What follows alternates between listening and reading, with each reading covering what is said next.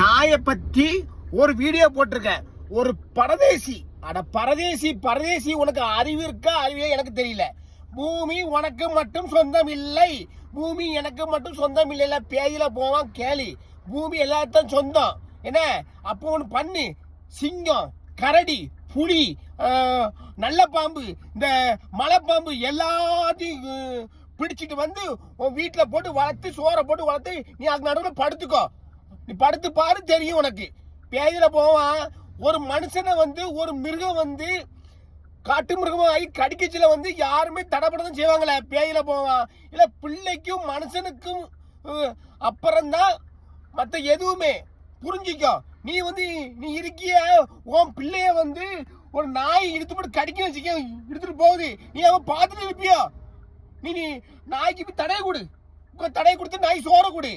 செத்த பயில பாசமா இருங்களே. இல்ல என்னைக்கு வந்து பிள்ளைக்கு உடனே துடிங்கல அவ்வளோ வரும்.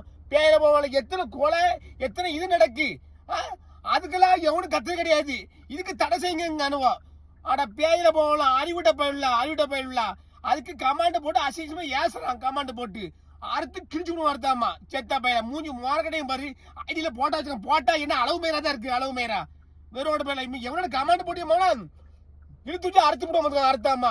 போ, நல்ல வெறிநாய் இருக்கும். அந்த வெறிநாயை பிடிச்சி வந்து வீட்டை வச்சு வள, உன் கொட்டையை அப்படி கடிக்கும்.